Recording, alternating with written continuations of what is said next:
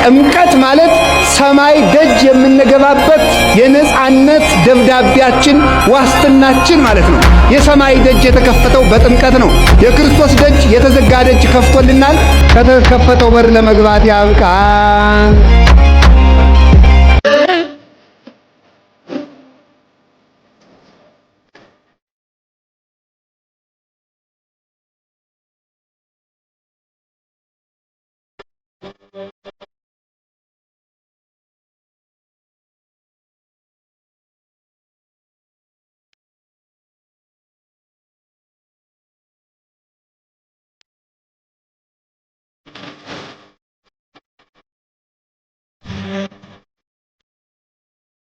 ድንግል ሆይ የእግዚአብሔር ማደሪያ ንጹሕ አዳራሽ ነሽና ጠላቶቼ ያቺ የሚመካባት እመቤት ወዴት አለች ብለው እንዳይዘባበቱብኝ እኔን ባሪያሽን ለሐዘን ለትካዜ አሳልፈሽ አትስጭኝ። እመቤቴ ማርያም ሆይ የዚህን ዓለም ቅባት ዘይት አይደለ እንደዚህ ይወራት ስውራ ማርያምን፣ ስውራ ማርያም እነርሱን ሰምተሻል፣ እነሱን እንባቸውን አብሰሻል፣ እነሱን ቋጠሯቸውን ፈተሻል። እኔስ ተራዬ መቼ ነው? ጌታን ተማጸን ሐዘኔን የምሻገረው ስምሽን እየጠራው ነው። ሰላም ሰላም፣ የተወደዳችሁና የተከበራችሁ ውድ ቤተሰቦቼ ዛሬም እንደተለመደው አስተማሪና ቁም ነገር አዘል የሆኑ መረጃዎችን ይዤላችሁ ቀርቤያለሁ። ወደ ቪዲዮቹ ከዛ በፊት ግን ለዚህ ቻናል አዲስ የሆናችሁ ላይክ እና ሰብስክራይብ እንዲሁም የደወል ምልክቱን በመጫን ይህን ቻናል መቀላቀል ትችላላችሁ። ወደ ቪዲዮቹ። በስመ አብ ወወልድ ወመንፈስ ቅዱስ አሃዱ አምላክ ንሳለማ ንኡ ለስዕለ ማርያም ቡርክት ወለስዕለ ወልዳ ጸባኦት። የተባረከች የቅድስት ድንግል ማርያም ስዕሏንና የጸባኦት የሁሉን ቻይ የልጇን ስዕል እንሳለም ዘንድ ኑ። ክቡራን ሚመናንና ሚመናት፣ ውድ ኦርቶዶክሳውያን የተዋህዶ ልጆች፣ የእናታችን የቅድስተ ቅዱሳን የድንግል ማርያም 10ኛዋ ጉባኤ ቃቂ ቃሊቲ ጃቲ መካነ ሕይወት ቅድስት ኪዳነ ምህረት ቤተክርስቲያን ጥር 16 ቅዳሜ ከቅዳሴ በኋላ በደመቀ መልኩ ይከናወናል። የጸባኦት የልጇ ስዕል የተባረከች የቅድስት ድንግል ማርያም ስዕል በብዙ አበባዎች ተጊጠው በታላቅ ድምቀት ይወጣሉ። ይልቁኑ ደግሞ ከእናታችን ከቅድስተ ቅዱሳን ከድንግል ማርያም ከፖርት ሳይድ ከሚፈሰው የተቀደሰ ወዟ ላይ በጠበል ተባስቶ በነፃ ለሚመናን ይሰጣል። በመርሃ ግብሩም ላይ ትምህርተ ወንጌልና ዝማሬ ይከናወናል። እጅግ ብዙ በረከት በምናገኝበት በዚህ ታላቅ ጉባኤ ላይ እርሶ ቤተሰቦ በአጠቃላይ መታችሁ የበረከቱ ተሳታፊ እንድትሆኑ መንፈሳዊ ጥሪያችንን እናቀርባለን። አፄ ቴዎድሮስ በፈረስ እየሄዱ አሉ። አንድ ጊዜ አንዱ ሰው ሰክሮ ጌታው የፈረስ ይሸጣል? አዎ ንጉሱን ማለት እኮ ነው እንግዲህ ተመልከቱ። እና ሰው ሲሰክር እኮ ንጉስ ሁሉ ነው። እዛ ይሄ አርበኞቹ የውሻ ሬሳ ንጉሱን እንዲህ ይላል እንበለው አሏቸው። ታውት ነገ ነው የምናነጋገረው፣ አሁን እሱ አይደለም ማለት። በበነጋው እናበሉት አሉ። መጣ። ፈረሱን ግዛኝ አሉት። ብያለሁ እንዲህ አለ። አዎ ብለሃል። አይ ትናንት ብቻዬን አልነበርኩም ከነየሾ ከነብቅል ጋር ነበርኩ አላለ። ስለዚህ አሁን የምነግራችሁ ምንድነው፣ ሲነጋ መከራ እንዳይወርድብን ሁሉ በመጠን ይሁን፣ ሁሉ በልክ ይሁን። እዚያው ደስታ አትፈልጉ። ግብረ ሰዶማዊነትን ግፍን ያመጣው ደስታን ያለ መጠን መፈለግ ነው። ደስታን ማደን ነው። ቁጭ ብላችሁ አሁን ረሃብ አለ፣ በየሞታው ደም እየፈሰሰ ነው። ግን ቁጭ ብላችሁ ጃምባ ሀውስ ቁጭ ብላችሁ የምታመሹ ወንድሞቻችን፣ የዚህ ዘመን ወጣት ሲያወራ ምን ይላል? በሰላም ነው ይላል። ነውር አይደለም፣ ነውር ነው። ከኦርቶዶክስ ተዋህዶ ቤተክርስቲያን ውጭ መጽደቂያ መንገድ አለ ብዬ አላምንም።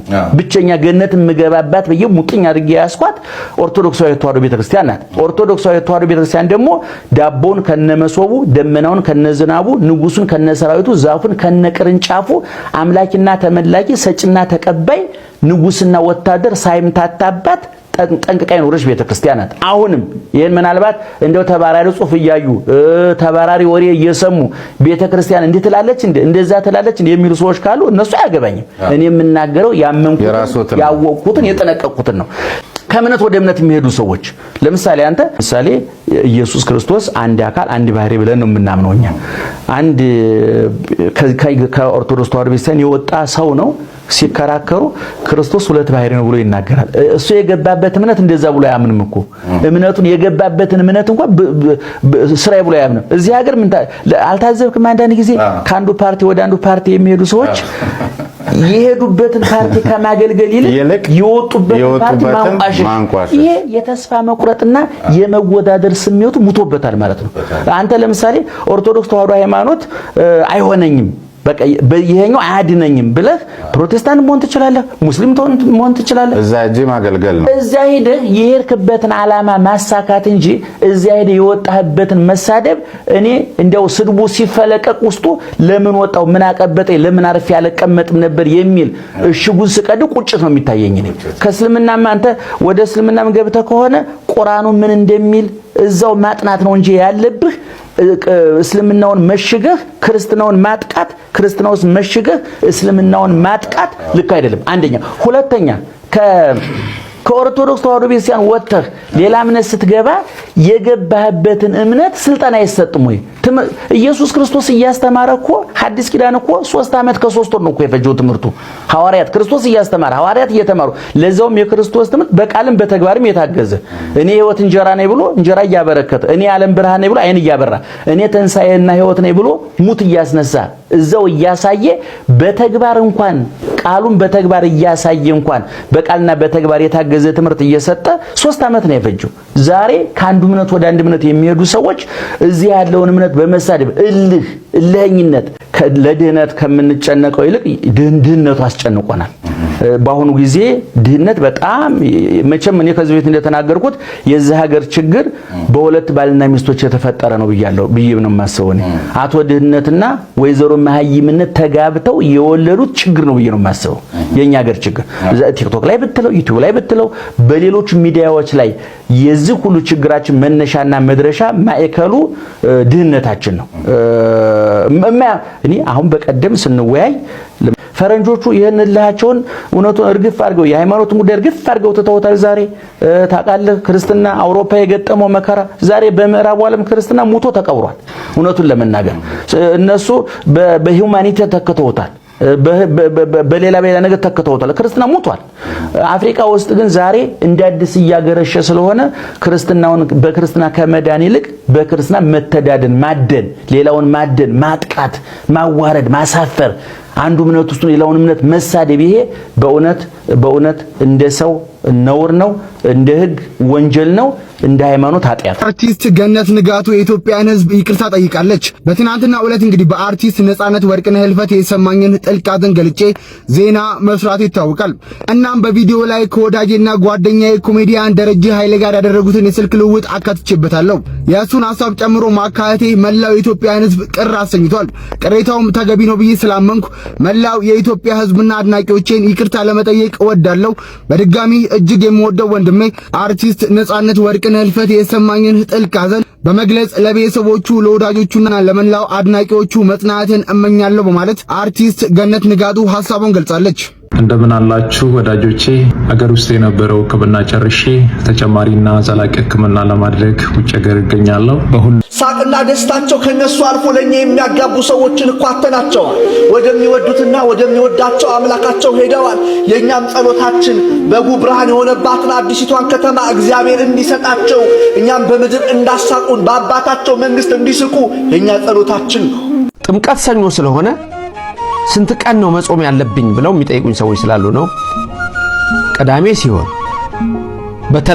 በተለይ እሁድና ሰኞ ሲሆን ትልቁ ቁልፍ ነገር እሁድና ሰኞ ሲሆን፣ ምክንያቱም ከእሁድ በፊት ያለው ምንድነው? ቅዳሜ ነው። ከሰኞ በፊት ያለው ምንድነው? እሁድ ነው። ስለዚህ እዚህ ላይ እንዴት ነው ጋድ የሚሆነው? ምክንያቱስ ቅዳሜ በዓመት አንድ ቀን ብቻ ነው የምትጾመው። ብላችሁ ስሙ። ምግብ ሳይበሉ ከምግብ ተከልክሎ የምትጾመው ቅዳሜ አንድ ቀን ብቻ ነው። ቅዳሜ ስዑር ጌታ በመቃብር ስኩብ የሆነበት ማለት ነው። ያ ነው የዛን ቀን ከጠዋት ጀምሮ ትጾማለች። ከዛ በፊት ግን በ40ው ጾም ውስጥ ቁርስ ይበላል ቅዳሜ ላይ። ያቺ ቀን ግን ለየት ትላለች። መልካም ቀጥሎ ያለውን በግልጽ ዲያቆን ሄኖክ ከነጻነት ህልፈት በኋላ አቤቱ የባሪያህን የቃል አብን ነፍስ አሳርፍ።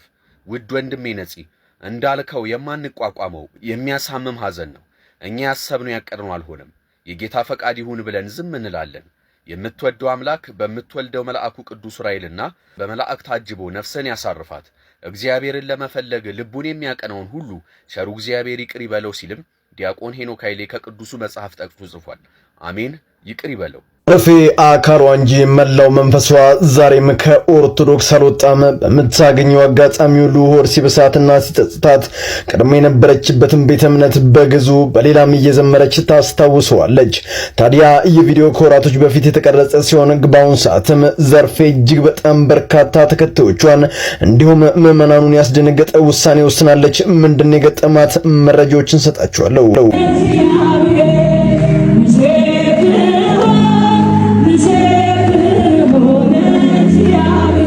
ፈረንጆች ሲተርቱ እንዲህ አሉ፣ ቦዲ ፕሬዘንት ማይንድ አብሰንት። የዘርፌን ጉዳይ የሆነው ምንም አካሏ በምንፍቅና አዳራሽ ውስጥ ቢሆንም ልቧና መንፈሷ ግን ዛሬም የኦርቶዶክስን ደጅ ያንኳኳሉ። ነገር ግን ማንኳኳቱ ባልሸነፍ ባይነትና በብሪት ስለተሞላ እስካሁን መፍትሄ አልነበረም። ታዲያ ያስመለከትኳችሁ ቪዲዮ የተቀረጸው የዛሬ ወር ገደማ ሲሆን ከዚያች ዕለት ጀምሮ ግን በሲኤምሲ የተባበሩት ፀሐይ ሪል ስቴት እጅጋየሁ ዲባባ ህንጻ ላይ የሚገኘው የዳንኪራው በዘርፌ ሊዘጋ ችሏል። በዚህም ግራ የተጋቡት በርካታ አድናቂዎቿና ተከታዮቿ ዘርፌ የጠፍታ ነው ብሎ ፍለጋ ቢወጡ ቤቷ መጽሐፍ ቅዱስን እያነበበች ተገኝታለች። የተፈጠረው ምን እንደሆነም እንድታስረዳቸው ተማጸኗት። በኋላም የመለሰችው መልስ አስቆጥቷቸዋል። ዘርፌም በምላሿ የቀደመችውን መንገድ ተመልከቱ፣ በእርሷም ላይ ተመላለሱ ይላልና ቃሉ። ያችን የጠፋችብኝን ትክክለኛዋን መንገድ በመፈለግ ላይ ነኝ፣ እናንተም ይህንኑ አድርጉ ስትል መናገሯ በአሁኑ ሰዓት መነጋገሪያ ሊሆን ችሏል። መናፍቃን እናንተስ ምን እያሰባችሁ ነው? የኔ ጥያቄ።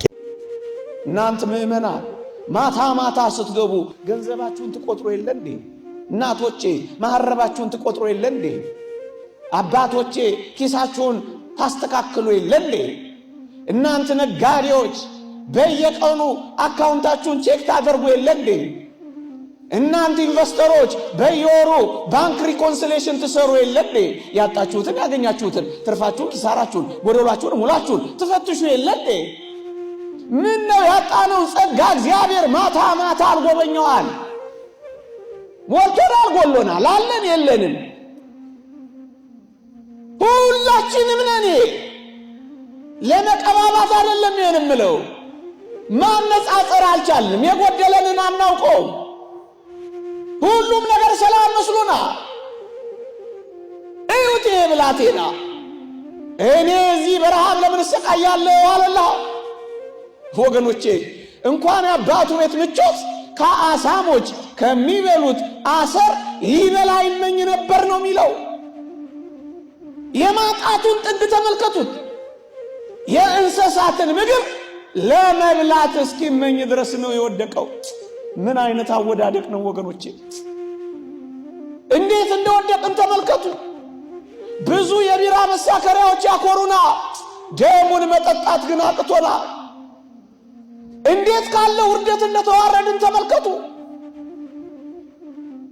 ጨዋነት ተወግዞ ነውረኝነት ከብሯ ከምን አይነት ጸጋ እንደተዋረድን ወቁ። በአንድ መጽናት ተኮንኖ አመንዝራ መሆን ተጨብጭቦለታ። እስከ ቅርብ ጊዜ ጸበል ሄጃለሁ። አዎ ጠይቅሻለሁ። ጸበል እኔ በጣም ከምወደው ነገር አንዱ ገዳም መሄድ፣ ጸበል መሄድ ነበረ። ጸበል ገዳም ሲሄድ ሰዎች ዝም እየተነስቼ ሄዳለሁ። ገባ? የምሄድበት ምክንያት ምንድነው? እዚህ ያለው የዓለሙ ነገር ኮተቱ ምናምን ሲል ከሰው ጋር ማላወራ ምንም አልልም። እሄዳለሁ። ሲሄድ ማውራት የምፈልገው መሄድ የምፈልገው በዛ ያንን ተራራ ምናምን ስትወጣ ምናምን አይነት ዛት ስፔስ ያንን ስፔስ ነው የምፈልገው። በዛ ውስጥ ነው ሜዲቴት ማድረግ የምፈልገው። ይሄ ሜዲቴሽን የሚባል ከሆነ ጋር እሄዳለሁ። ከፈጣሪ ጋር ማውራትን ነው የምፈልገው። በቃ ጀስት ኒድ ሂም። በጣም ከሚገርም በእስልምና ውስጥ ደግሞ እኔ በጣም የምወዳት ራቢያ የምትባል አለች የሱፊ። አሁን ስለ ሱፊ ብትጠይቀኝ እኔ አውርቼ ሁሉ የማልጠግበው ነገር ነው። እኔ ህይወቴን የቀየረው ማን ነው ብትለኝ ሩሚ ነው። ሰዎች አንደርስታንድ ላይ ያርጉት ይችላሉ። የሩሚን መጽሐፍ እኔ 40 ሩል ኦፍ ላቭን ካነበብኩ በኋላ ቁም ነገር ተቀየረች። ገባ በቃ ኮምፕሊትሊ 100% ነው የተቀየርኩት። ሰው ፈጣሪውን መውደድ አለበት። በቃ እኔ ወደዛ ማሰብ ግን ያም ነገር ደግሞ አንዳንዴ አንቺ ማን ስለሆንሽ ነው አትታበይ ምናምን ነው ብሎ ነገር የለም። ገባ ስለ ሩሚ እንደውም በጣም ብዙ ነገር እነግርሃለሁ። ስለዚህ ምንድነው ሲሄድ ሜዲቴት ማድረግበት ጸበል እሄዳለሁ። ጸበል ሲሄድ እንደው በነገራችን ላይ ማለት ሁሌ እኔ ጸጉሬ ቀለም ነው። ሁሌ በቃ ቀለም ዛሬ ተቀብቼ ነገ ልከቨል አልደረድም ላረገው እችላለሁ። ገባ በጣም ታቱ ምናምን አለኝ አራም ግን ያንን ሁሉ በቃ የፈለኩት ነው ተጨነቃለሁ። ምን ይለኛል አሁን በቃ ግን ኖ አይ ኒድ ሂም ብዬ ገባለሁ። እኔ ስለ ጸበል አሁን ሳነሳለ በጸበል አሁን ብዙዎቻችን አሁን ሜዲቴት ማለት ይሄ ነው። ባይ ዘ ዌይ ጸበል ትሄዳለህ አንተ የማርያም ጸበል ትሄዳለህ፣ የሚካኤል ትሄዳለህ፣ የገብርኤል ትሄዳለህ። ምን አሁን ሌቭል እንዳያረጉን ሰዎች እስላምንሽ ብለሻል ግን እንደዚህ ያወራሽ ነው ብለው እንዳታረጉኝ። ባይ ዘ ዌይ ወሬውን ነው ማውራ ያሉት እና ስትሄድ ልክ ጸበል ስትሄድ የማርያምን ጸበል ተጠመቅ ትችላለህ፣ የገብርኤል አለ፣ የሚካኤል አለ፣ ምን አለ። አሁን ነው ባህታውያኖች ሲመጡ መጀመሪያ ጸበል ከመግባታቸው ልክ እንደገባ ሄደህ ጥልቅ አትልም። ኑ ቁጭ በሉ ትሰማለህ አይደለ? ገድሉን ትሰማለህ። ከዛ እዛው ላይ ገድሉ እየተነበበ ትሰማለህ። ከዛ ነው የምትጠመቀው። ያ ነው ሜዲቴሽን ማለት። የሚነበበውን ገድል ማወቅ አለበት። የሚካኤል ጸበል ሲሆን የሚካኤል ገድል ይነበባል ነው። ስለዚህ ውሃ የሚባለው ነገር ደግሞ ሜሞሪ ያለው ከፈለክ ግባና ሰርች ዛት ሳይንስ ነው። ሳይንሱ ምን ይላል? ውሃ የራሱ የሆነ ሞለኪውል እንግዲህ ፈጣሪ ነው የፈጠረው። መቼም በዛ ውስጥ ገብተህ ደግሞ ሌላ ነገር አዘባረቅም አይደለ? ስለዚህ ሜሞሪ ያለው ይይዛል። ሲይዝ አንተ የምትናገረውን ቃል ውሃ ውስጥ ይገባና የውሃ ደግሞ ያን ሜሞሪ ያንን የተነገረውን ቃል ይዘዋል። አንተ ስትጠጣው ወይም ደግሞ ስትታጠብበት ፈውስ ይሆንልሃል ነው። ሌላ ምንም ነገር የለውም። ገባ? ጸበል ማለት ይሄ ነው። ለምሳሌ እግዚአብሔርን መጠበቅ፣ በትዕግስት መጠበቅ በጣም ባጽኖት ነው የምናውቀው። እግዚአብሔርን እንደመጠበቅ የሚከስ ነገር የለም። በቃ በትዕግስት ያለበት ቦታ ጠብቅ። ታምነዋል አይደል? አባት ነው የሚሰጥህ ለአንተ በጎ የሆነ ነገር ነው። ስለዚህ ጠብቀው ባለበት ቆም። ስንት ዓመት ልጠብቀው ካገኘ አላውቅም። እስኪ ሰጥ ጠብቀው፣ እስኪገለጥ ደህና እስኪያደርግ ካለህበት የኃጢአት ስርዓት እስኪፈታ ድረስ በትዕግስት መጠበቅ። ብዙዎች እግዚአብሔርን የጠበቁ የታገሱ ሰዎች ተክሰው አይተናል። እግዚአብሔር ሲክስ ደግሞ በጠበቀው ልክ ብቻ አይደለም፣ እጥፍ ድርቡ ነው። በትዕግስት ልክ አይደለም እንጂ እኛ መች ትዕግስት አለን? እያማረርን ነው እኮ የምንጠበቀው። ግን አይኖ በጣም ይከብዳል እግዚአብሔርን መጠበቅ። ምክንያቱም የሚታየው ነገር የለም፣ ሲሰራ የምታየው ነገር የለም። ምግብ ቤት ቁጭ ብለህ እኮ ቢያንስ የሚኮሻኮሽ ድምፅ ትሰማለህ።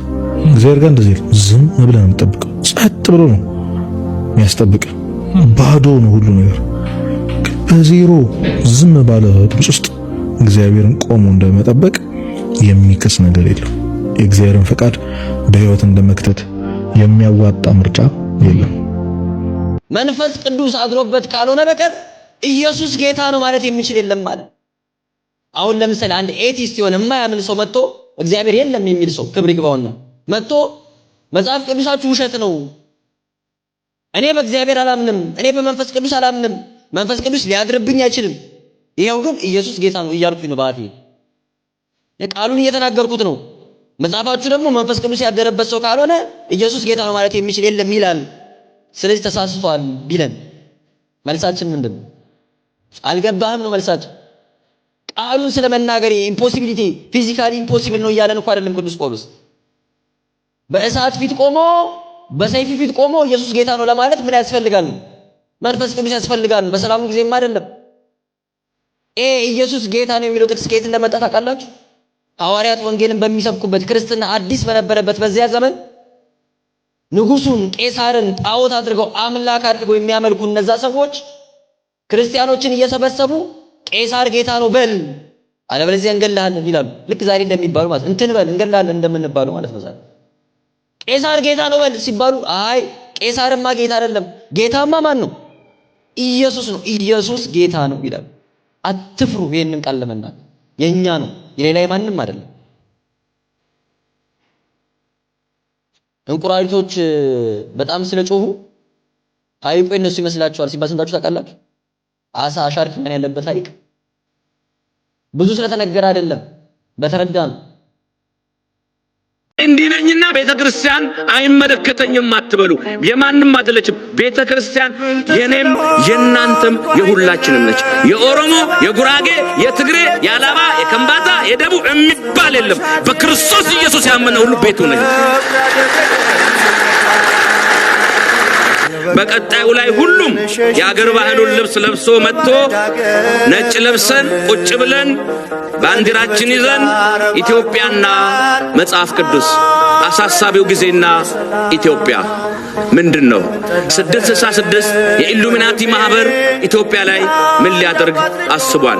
ኢትዮጵያን በኢትዮጵያነቷ ወደፊት እናገኛታለን ወይ? ምንድነው መጸለይ ያለብን? ልጆቻችን ማስተማር ያለብን ስለ ሀገራችን፣ ስለ አንድነታችን፣ ስለ ፍቅር። የጎሪጥ እየተያየ ሊተራረድ ቀን እየጠበቀ ያለ ህዝብ ነው አሁን ያለው። እያየን ልንጠፋ ነው። መጽሐፍ ቅዱስ ኢትዮጵያ ይላታል። ጃንደረባውን ኢትዮጵያዊ አባቶቻችን አሳፈራችሁን አዋረዳችሁን ምናምን ልላችሁ አይደለም፣ ግን ቢሆን ኖሮ ይሻል ነበር ምለውን የራሴን እይታ ለማስቀመጥ ነው። ይህ እንግዲህ እንደምትመለከቱት ለአይሾስፒድ በቅድስት ሥላሴ ካቴድራል የተደረገ አቀባበል ነው። ቤተክርስቲያን በጎብኚዎች እየተቀረጸች እንደዚህ ለዓለም መተዋወቋን አልጠላውም። ጥሩ ነው፣ ትታወቅ፣ ዓለም ይወቃት። ይሄ ምንም ችግር የለውም። ነገር ግን አቀባበሉ ላይ አንዳንድ ነገሮች ደግሞ ተስተካክለው ቢሆን የተሻለ ይሆን ነበር። እንደምትመለከቱት አቀባበሉ እንግዲህ ወንጌል ተይዞ ልብሰ ተክህኖ ተለብሶ መስቀል ተይዞ ምናምን ነው። እንግዲህ ይሄ አቀባበል እኔ ሳቀው ለጳጳሳት ለፓትርያርክ ምናምን የሚደረግ አቀባበል ነው ወይ እንጂ ወንጌል ተይዞ ለአንድ ጎብኚ የመጀመሪያ ነው ስመለከት። እና ወንጌል ይዞ መቀበሉ ልብሰ ተክህኖ ለብሶ መቀበሉ አስፈላጊ ሆኖ ነበር አላቅም። እናም ወንጌሉንም ስታሳልሙት ነበረ። እና ለአንድ ለማያምን ሰው ወንጌል ማሳለሙ ምኑ ጋር ነው ጥቅሙ? ወንጌሉን ከምታሳልሙት ይልቅ እንደኔ ስለ ወንጌሉ ሁለት ቃል በእንግሊዘኛ ብነግሩት ስለ ወንጌሉ በዚህ ወንጌል ያመነ ለዘላለም አይሞትም፣ አንተም በዚህ ወንጌል ቃል ካመንክ ለዘላለም አትሞትም ብትሉት የተሻለ ይሆን ነበር። ይሆን የሚጨብጠው ቃል ይኖራል። መስቀልም እንደዚሁ ስታሳልሙት ነበረ። ነገር ግን ለአንድ ለማያምን ሰው መስቀል ማሳለሙ ምንድነው? ዓለም ምንድነው የሚለው? መስቀልን ማንም ሰው የሚሳለመው ነገር ነው ብሎ ያስባል ዓለም። ከዚያ ይልቅ ግን ስለ መስቀሉ ብትነግሩት አምላካችን የኛ ፈጣሪ በዚህ መስቀል ላይ ተሰቅሎ ሞቶ ነው ዓለምን ያዳናት ብትሉት ዋት ምንድነው? ዓለም ሞታ ነበር ይላል። ያን ጊዜ መግቢያ ያገኛችሁ ቀጠለቅ ብላችሁ ትነግሩታላችሁ ማለት ነው፣ መግቢያ ካገኛችሁ ደግሞ። ስለዚህ ስለ መስቀሉ ቃል ብትነግሩት የተሻለ ይሆን ነበር። ከዚያ ውስጥ ላይ እንግዲህ ሲገባ በባዶ ቦዲ ነው።